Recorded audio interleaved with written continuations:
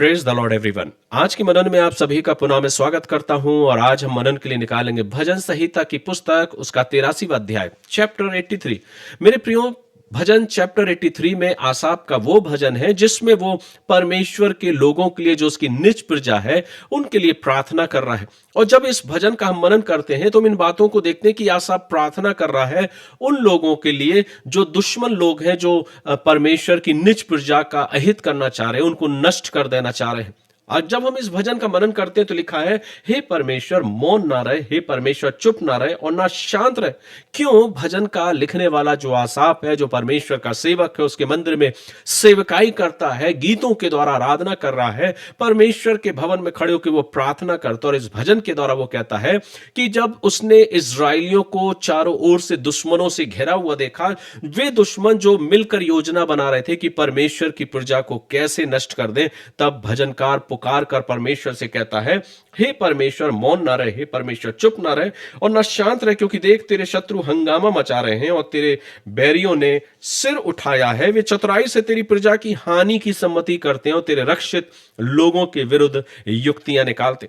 ये भजन मुझे और आपको स्मरण दिलाता है कि जब चारों तरफ से आप अपने आप को घिरा हुआ देखें, जब चारों तरफ से लोग आपके शत्रु बन जाएं, जब लोग आपका अहित करना चाहें, आपको नष्ट करना चाहें, आपके बारे में गलत विचार रखना चाहें, तो ऐसी समस्याओं से घिरा हुआ जब अपने आप को देखें तो भयभीत होने की आवश्यकता नहीं, पर परमेश्वर पर विश्वास रखने की जरूरत है। और वो विश्वास ही है मेरे प्रियो कि हमें प्रभु के पास जाके प्रार्थना करना है। और इसलिए भजन का लिखने वाला इस बात को कह रहा है, जब चारों तरफ से लोग एक साथ आप पर हावी होने का प्रयास करें, जब लोग आपके खिलाफ खड़े हो जाएं, तो घबराने की नहीं पर प्रार्थना करने की आवश्यकता है। और इसलिए भजन का लिखने वाला आगे कहता है, उन्होंने कहा आओ हम उनका ऐसा नाश करें कि राज्य भी मिट जाए और इजराइल का नाम आगे कोई स्मरण ना रहे।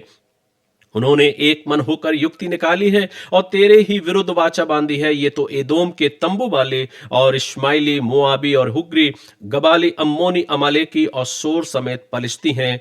इनके संग अश्शूरी भी मिल गए और उससे भी लूत वंशियों को सहारा मिला है। सो मेरे प्रियो, ऐसे लोग, ये वचन मुझे और आपको ये सीख देता है कि जब कभी भी हम अपने आप को ऐसी परिस्थितियों में देखें तो हमें अपने दुश्मनों से, हमारा अहित करने वालों से घबराने की आवश्यकता नहीं, पर परमेश्वर पर विश्वास रखने की आवश्यकता है। क्योंकि भजनकार इन बातों को कहता है कि परमेश्वर हर एक ऐसे लोगों को हराना भी जानता है और उनको सही मार्ग पे लाना भी जानता है। और इसलिए भजन का लेखक उन पुरानी विजय की बातों को स्मरण दिलाता है और उन बातों को कि कैसे परमेश्वर ने हमको और हमारे लोगों को विजय हासिल कराई है। मेरे प्रियो, कई बार जब हम और आप अपने जीवन में वर्तमान की स्थिति को जब हम अपने चारों तरफ होते हुए देखते हैं, जब वर्तमान हमें बड़ा कठिन सा नजर आता है, तो हमें परमेश्वर के उन अतीत की उन आशीषों को नहीं भूलना है, उन बातों को नहीं भूलना है कि परमेश्वर कैसे कठिनतम दौर में भी आपको विजयी करता हुआ आगे लेकर आया है। भजनकार जब ये प्रार्थना करता है, आसाफ जब प्रार्थना करता है, तो वो इन बातों को भी बताता है कि अपनी इस प्रार्थना के द्वारा कि दुश्मन भी जान ले कि वो किस परमेश्वर से प्रार्थना कर रहा है। आपके और मेरे अंदर ऐसी क्वालिटी होना चाहिए, ऐसी कुवत होना चाहिए, ऐसी ताकत होना चाहिए कि मुझे और आपको अपने जीवन में विपरीत परिस्थितियों में भी परमेश्वर पर अटूट विश्वास रखना चाहिए कि मेरा और आपका परमेश्वर एक सच्चा परमेश्वर है जो मुझे और आपको निरंतर अपने हाथों में लिए हुए आगे चलता है। मेरे प्रियो, विशेषकर हमारा और आपका विश्वास ही हमारी विजय का हिस्सा बनता है। इसलिए जरूरी है कि हम और आप अपने जीवन में अपने आप को पहचाने और जाने, क्योंकि जब इस वचन को हम पढ़ते हैं तो परमेश्वर का वचन कहता, जब कभी भी परिस्थिति ऐसी नजर आए तो परमेश्वर के करीब जाकर उससे गुहार लगाओ, प्रार्थना करो और परमेश्वर को पुकारो, अपने जीवन से परमेश्वर का धन्यवाद करो। मेरे प्रियो, जब इस वचन को हम आगे पढ़ते हैं तो आगे भजन का लिखने वाला आसाफ परमेश्वर का धन्यवाद करता है, परमेश्वर की स्तुति करते हुए परमेश्वर की महिमा का गुणानुवाद करता। वो कहता अंतिम वाक्यों में, ताकि वे जान लें कि तू ही परम प्रधान है।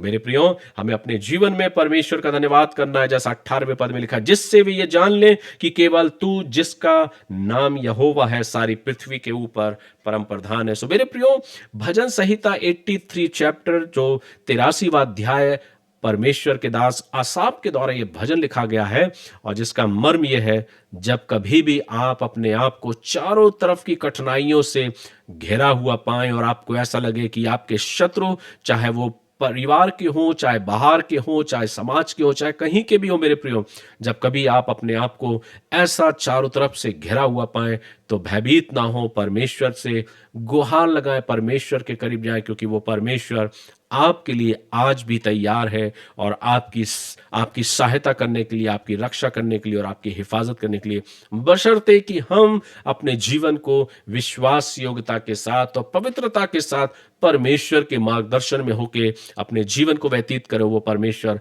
आपको कभी खाली नहीं जाने देगा, बेशक वो आपको आशीष प्रदान करेगा। सो मेरे प्रियो, अपने जीवन में हमें कभी घबराने की आवश्यकता नहीं।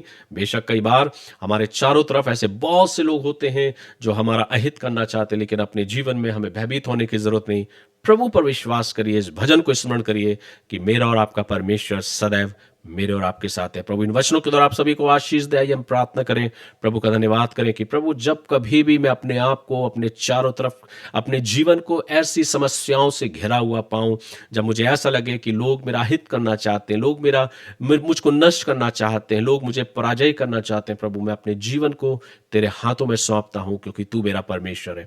मेरे प्रियो, मैं प्रार्थना करता हूं कि प्रभु का अनुग्रह, प्रभु की आशीष आपके जीवनों पर हो, आप विजयी हो, परमेश्वर में निरंतर आगे बढ़ते जाएं और लोग जब आपके जीवन के बारे में सोचें, वे भी इस बात को देखकर पहचानने पाएं कि आपके साथ आपका परमेश्वर खड़ा है, जो आपको निरंतर विजय के उत्सव में लेकर चलना चाहता है। ईश्वर पिता आप सभी को आशीष दे। इस वचन के द्वारा आप आशीष को पाएं और अगर आपने आशीष को पाया तो औरों तक जरूर शेयर करें, ताकि वे भी इस आशीष का हिस्सा बन सकें। God bless you. प्रभु आप सभी को आशीष दे।